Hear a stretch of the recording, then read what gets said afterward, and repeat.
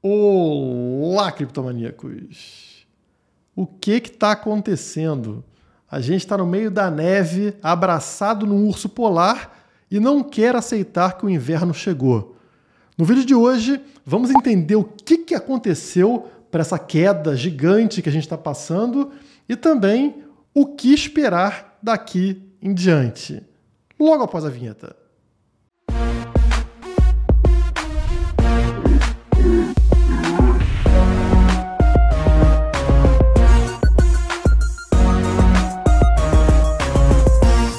Olha, se a gente calcular em reais, em dólares, eu estou perdendo milhões com essa queda e ainda estou tomando suco de laranja. Então, por favor, me ajuda, deixa aquele like no vídeo de hoje para eu ficar menos triste, se isso for possível. Aí na tela vocês estão vendo o site coin360.com, onde dá um panorama da tragédia que está acontecendo no mercado cripto, né? Está tudo vermelho. O que não está vermelho aqui, o que está verde, são as stablecoins, ou seja, aquelas que valem $1, né? Então, como elas não mudam muito de valor, está tudo aqui na cor verde. Todo o resto do mercado está vermelho, principalmente aquelas de primeira camada, né? Blockchain de primeira camada, como Bitcoin, Ethereum caindo aqui, ó, mais de 11%, Solana caindo cerca de 10% e outras, né? Então, realmente o negócio está horroroso, já não estava bom e agora está muito pior. Então vamos falar hoje sobre o que está acontecendo aqui, o que levou a essa queda tão forte. Antes, você quer aproveitar esse momento para fazer compra de criptomoedas, e eu sugiro que vocês façam compras periódicas em momentos como esse, né? Caiu acima de 10%, vai lá, faz uma compra de criptomoedas, porque a tendência de você ter um retorno alto no longo prazo é grande, né? Então vale muito mais a pena você estar pensando em comprar agora do que quando os preços estão lá nas altas históricas. E se você quiser comprar criptomoedas com taxa zero, a Bitpreço está fazendo essa promoção para diversas moedas na redes BSC, da Binance, e Solana, tá? Então você não paga taxa de transação, você não consegue encontrar uma corretora com taxa mais baixa do que zero, que é o caso agora da Bitpreço, tá? Você consegue também taxas reduzidas fora dessas redes, inclusive aqui, ó, Bitcoin, se for uma transação lenta, você paga somente 0,00005 BTC nessa transferência. Vale muito a pena realmente. Para quem não conhece, a Bitpreço é o maior marketplace da América Latina. Então, o link está aqui embaixo na descrição. Vai lá, faz o seu cadastro e aproveite essas taxas super baixas da Bitpreço. Bom, a primeira notícia negativa para o Bitcoin aconteceu na data de ontem e não teve grande impacto naquele momento. A notícia foi a Rússia propondo o fim do Bitcoin no país. Então, o Banco Central russo comparou o Bitcoin a pirâmides financeiras. Essa outra matéria aqui da CoinDesk em inglês explica mais por que eles estão fazendo isso. Então, aqui embaixo, eles falam que oferecer às pessoas uma oportunidade de tirar o dinheiro da economia nacional daria muito trabalho aos reguladores, né? Faria a vida dos reguladores mais complicada. Então isso explica muito bem o que está acontecendo. O povo russo quer se proteger dos absurdos causados pelos políticos locais e eles usam o Bitcoin como ferramenta para escapar desse controle. Mas claro que o governo não vai gostar disso, né? Como é que eu posso controlar a sua vida? Você me dá dinheiro em contrapartida se você vai usar uma moeda que eu não tenho controle. Então, obviamente, o parasita ele não gosta dessa história. Ele quer obrigar as pessoas a usar uma moeda ruim, como é normal, né? A maior parte dos países tem essa mesma intenção. E aí, a sugestão aqui que está sendo dada pelo Banco Central da Rússia é criar punições, introduzir punições para quem comprar ou vender mercadorias ou serviços ou mesmo trabalho trocando por criptomoedas. Então, qualquer comércio ou indivíduo que fizer isso tem que ser punido, tem que receber uma punição, uma multa, prisão, seja lá o que for. Para piorar, o governo russo disse que a mineração cria um gasto de energia elétrica não produtivo. Olha que engraçado, né? Você paga pela sua energia elétrica e você deveria fazer o que quiser, você pagou por ela, né? Você que decide se aquele uso é bom ou ruim, não para o governo russo. O governo russo acha que você só tem que gastar energia elétrica naquilo que ele concorda. Então a energia elétrica não é sua. Você pagou por ela, mas continua não sendo sua. Você pode assistir o BBB, mas minerar criptomoedas? Não, nem pensar. Como se realmente fosse um gasto não produtivo. Nada pode ser mais produtivo do que proteger o seu poder de compra. E a mineração faz justamente isso. Ela garante que o seu poder de compra está seguro. Não tem como algo ter mais valor do que isso. Não vai ser assistindo BBB que você vai fazer um melhor uso da energia elétrica. Mas o governo russo, extremamente socialista, entende de forma contrária. Apesar dessa proibição, como eu falei para vocês, não tivemos uma queda substancial após sair essa notícia, porque as pessoas já acostumaram com países socialistas banindo criptomoedas. A China faz isso toda hora, a Rússia e outros países. Então é uma notícia que já está requentada e que não tem mais impacto no mercado. Então, o que diabos foi necessário para derrubar o mercado cripto e outros mercados? Essa outra matéria da CoinDesk, também em inglês, explica muito melhor o acontecimento de hoje. O título dessa matéria explica que o Bitcoin mergulhou abaixo dos $40 mil devido muito aqui ao mercado asiático, né? E junto com o Bitcoin, outras blockchains de primeira camada, como Ethereum, Solana e outras, também tiveram quedas muito fortes no dia de hoje. E aí temos vários especialistas explicando o fenômeno. O mercado cripto estava sentado num suporte crítico por algum tempo. A fraqueza no mercado geral causou uma venda em ativos de risco. Uma continuação desse sentimento negativo pode levar o Bitcoin a ser negociado nos 35 mil, ao redor dos $35 mil. A Delphi Digital escreveu que os investidores estão precificando possíveis aumentos numerosos na taxa de juros, o que pode impactar significativamente ativos de risco. Então, como vocês sabem, o próprio governo americano está falando em aumentar a taxa de juros e o mercado vem precificando isso. Quanto mais próximo isso está da realidade, né, realmente de aumentarem, mais temos quedas naqueles ativos de risco. O mercado está agora precificando pelo menos 4 aumentos de taxa de juros para esse ano.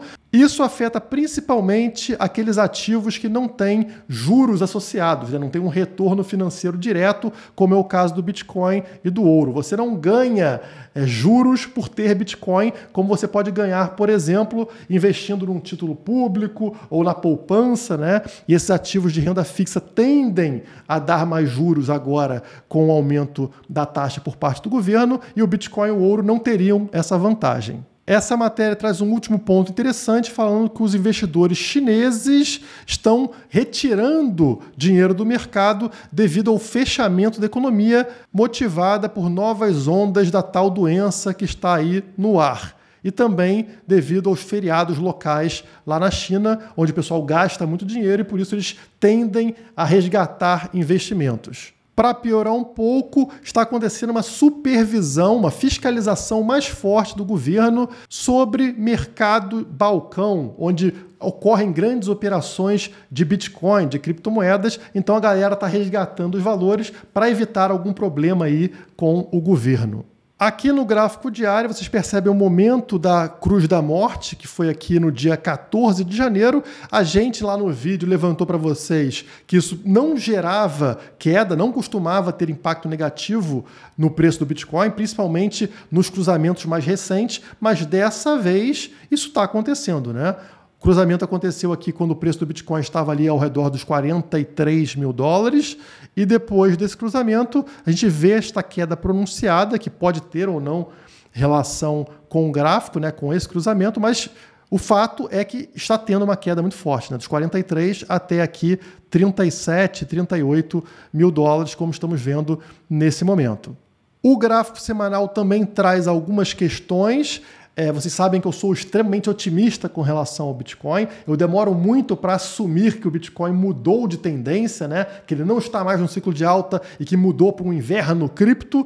E agora está ficando realmente feio o negócio. Eu vou explicar para vocês por quê usando o gráfico semanal. Se vocês olharem assim de longe, vocês vão perceber com esses 3 círculos amarelos que, apesar da queda, a gente continua formando fundos cada vez mais altos, né? Então os fundos estão em pontos mais altos, o que tecnicamente, graficamente, é algo positivo. Ainda estaríamos numa configuração positiva. Mas tem algo aqui que eu não estou gostando no gráfico semanal. Se vocês olharem, ó, a gente teve esse fundo aqui em março de 2020, quando o preço foi lá até nos 3.800. Depois essa subida enorme aqui que vocês estão vendo, encontrou uma resistência e o preço caiu até essa seta amarela aqui. Beleza, depois disso o preço voltou a subir e tal. Quando teve essa próxima queda, formou um novo fundo. Como eu falei para vocês, um fundo mais alto do que aquele de março de 2020. Mas essa queda, ela parou antes deste fundo aqui, desta queda aqui da seta amarela, tá? Foi justamente nesse suporte que a queda deste momento aqui em julho de 21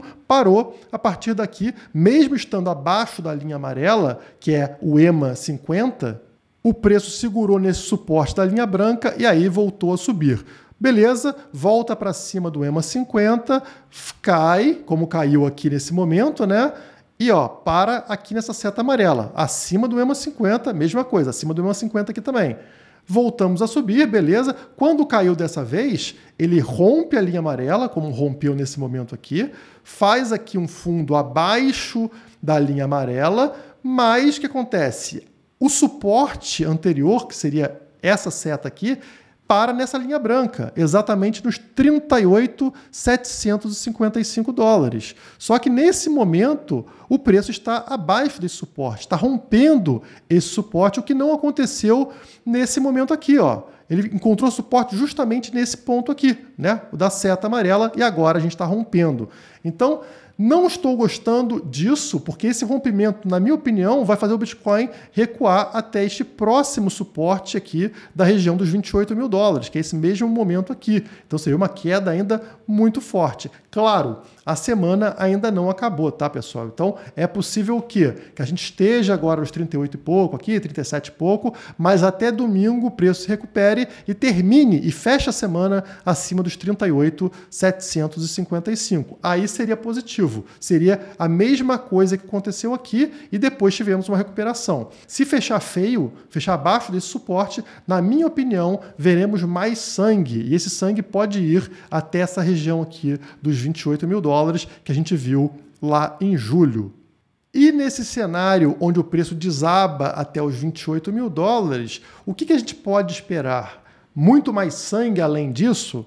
Na minha opinião, não. A gente tem um mercado muito diferente lá dos anos anteriores, dos ciclos anteriores, 2017, 2013, justamente porque é um momento onde não está sendo carregado, o preço do Bitcoin não foi carregado por pessoas comuns, né, por compradores aqui do varejo, e sim por grandes instituições. Foram grandes empresas que entraram, portanto o comportamento de mercado deve ser diferente. Eu não espero, por exemplo, uma correção aqui de 80% ou mais, como aconteceu lá em 2018. Eu acho que vai ter uma forte correção, estamos passando por uma forte correção, mas ela não vai ser tão drástica quanto as anteriores. Se pegar o gráfico mensal, vai ficar mais claro para vocês. Aqui nós temos as curvas logarítmicas. Se eu afastar para vocês, vocês vão perceber que o Bitcoin sempre respeitou essas curvas, fazendo topo próximo ao topo da curva e fundos aqui no fundo da curva logarítmica. Dando um zoom, o que eu esperaria aqui, né, pessoal? O gráfico mensal, como eu falei para vocês. Algo parecido com esse movimento aqui de 2017 para 2018, quando entramos em bear market. Então, se confirmar, fechar a semana abaixo ali da região dos 38 mil dólares, eu esperaria algo do tipo. Notem como é parecido esse movimento, né? A gente tem um ponto acima do meio da curva logarítmica em 2017, foi aquele momento dos 20 mil dólares, e aí acontece, sofre uma resistência nesse ponto, e aí o preço desaba até a parte de baixo da curva logarítmica. Volta a subir e encontra o mesmo ponto. Ó. Olha só como é que você chega aqui em 2019, o preço sobe justamente para esse mesmo ponto onde sofreu resistência no passado, né? E é exatamente, coincide, ó, com o meio, com a linha do meio desta curva logarítmica. A partir daqui, o preço desaba, já que não consegue passar pela resistência, e vai para onde? Vai para o fundo. O fundo do poço é justamente o fundo das curvas logarítmicas. Chega a passar aqui, né, mas fecha ao redor dessa região. Chegou aí lá embaixo, né, mas voltou rapidamente e fechou nessa região aqui. E a partir daqui, deste fundo, aí o preço recupera e chega num topo, nesse novo topo que a gente teve em março de 2021, que foi os 65 mil dólares, né? Bateu aqui nessa resistência, caiu para a parte de baixo da curva logarítmica, igual esse momento aqui que a gente viu, né? Só que lá atrás foi até embaixo, aqui não. Aqui ele veio até metade da parte de baixo, né? Recuperou, quando tentou pela segunda vez romper essa resistência, igual aconteceu aqui em 2019, não conseguiu, não teve sucesso. E qual seria a tendência agora? É vir para o fundo dessa curva, como aconteceu aqui, né? E se vier para esse fundo da curva logarítmica, qual é o valor? Estamos falando em algo entre 30 e 20 mil dólares, né? A linha exatamente aqui está nos 30 mil dólares, 29 mil dólares para ser mais preciso, né? Mais ou menos aquela queda que a gente teve aqui, ó, tá vendo? 28 mil dólares. Mas, como vocês sabem, o pavio pode ir lá embaixo, né? Então pode chegar até a região dos 20 mil dólares. O que importa para a gente nesse cenário é que não estamos tão distantes assim do fundo do poço se analisarmos graficamente. Portanto, na minha visão, não faz sentido vender Bitcoin, vender criptomoedas nesse momento. A melhor coisa que você pode fazer, se tiver dinheiro, é ir comprando semana a semana, comprando aos poucos, fazendo um preço médio nesse nível mais baixo, para quando o preço recuperar, você recuperar junto, né? Você ter um ganho muito mais forte e aí recuperar o seu investimento muito antes do que seria caso você não compre nada ao longo de uma queda. E não sou somente eu que penso assim. Se vocês olharem, o CEO da MicroStrategy, o Michael Saylor, está fazendo a mesma coisa, né? Ele não venderá os 5 bilhões de dólares em Bitcoin, apesar do inverno das criptomoedas. Então, um cara que tem muito mais a perder do que a gente não está vendendo. Faz sentido, porque se ele vender num preço baixo, ele não consegue mais recuperar isso no futuro. Então, ele fez uma aposta no Bitcoin. Se ele não vendeu no topo, não vai ser agora que ele vai vender. A tendência é que ele ou fique com o que ele tem, ou continue comprando, continue acumulando ao longo de um inverno das criptomoedas, que isso acelera a recuperação dele na hora que o preço voltar a subir. Olha a frase dele para Bloomberg. Nunca, não somos vendedores. Estamos apenas adquirindo e holdando Bitcoin, certo? Essa é a nossa estratégia. É a minha estratégia também. Claro que se eu pudesse prever e tivesse vendido tudo lá nos 69 mil dólares, eu estaria comprando agora muito mais quantidade de Bitcoin. Mas se você não vendeu no topo, não venda agora, que não faz nenhum sentido. Até porque o Bitcoin entrou numa região aqui, um fundo macro que a gente chama, né? Esse gráfico ele mostra a quantidade de Bitcoin holdado por investidores de curto prazo, ou seja, aqueles que têm menos de 155 dias com o Bitcoin.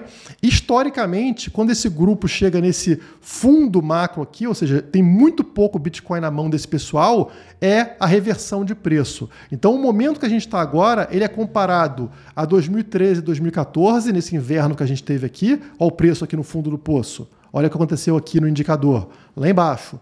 E também nesse momento 2018, 2019, no inverno desse último inverno após 2017, né? Mesma região aqui, olha o fundo, onde é que foi? Justamente nesse momento. E agora, 2021, estamos atingindo esse momento agora o preço de 37 mil dólares e olha aqui onde entrou o indicador. Sim, no mesmo fundo lá de trás. Então, mostra pra gente que esse é um momento raro e excelente para acumulação de Bitcoin. Não dá pra gente perder um momento como esse, né? E nessa matéria aqui que o Michael Saylor falou que não vai vender os Bitcoins da MicroStrategy, ele comenta também o seguinte: mais nomes de Wall Street comprarão o Bitcoin a preços atuais.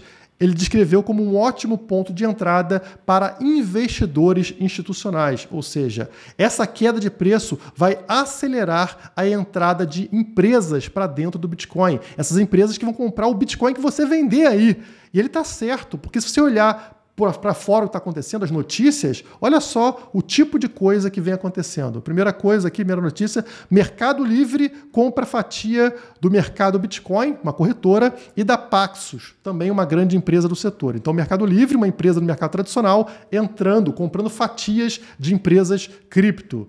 Outra notícia aqui, Ex-PayPal é contratado pelo Google para liderar setor de pagamentos. A contratação de Arnold Goldberg pode ajudar a companhia a criar serviços com criptomoedas. Vamos lembrar aqui que a Google, que tem o seu navegador Chrome, está disputando, por exemplo, com a Brave, que é um outro navegador que utiliza criptomoedas. Então, para eles é bem interessante integrar criptomoedas no seu navegador e em outros serviços da Google. Outra empresa entrando para dentro das criptomoedas. E não para por aí, ó. Twitter deixa usar NFT em foto de perfil e se integra à carteira de criptomoedas. Se você não viu isso agora, no Twitter, você, ao invés de usar a sua foto comum, você pode usar agora um NFT. Então, por exemplo, ó, eles fizeram até um videozinho aqui, entra no Twitter, ó, troca a foto por um NFT que ele possui, aí muda para esse formato hexagonal e ele vira o personagem NFT dele, né? Mostrando aí que após a saída do Jack Dorsey, que era um maximalista de Bitcoin, o Twitter começa a se abrir para outras coisas do mercado cripto, como, por exemplo, o NFT, que o pessoal maximalista não gosta muito, mas o Twitter agora parece estar gostando, né? E isso também mostra que o Twitter está abraçando criptomoedas. Então, olha quantas empresas, mesmo nesse ano negativo, estão entrando para as criptomoedas. E a tendência é isso acontecer mais e mais, como disse o Michael Saylor. Não parece para mim que é uma boa ideia grandes empresários, grandes empresas estarem abraçando e você, sardinha, vendendo as criptomoedas, né? Parece algo muito estranho. Enfim, o que não é estranho é você se inscrever no canal da Criptomaníacos, caso ainda não seja inscrito, que é quase um pecado, e deixar aquele like se tiver gostado do conteúdo. Por hoje é só, muito obrigado e até a próxima.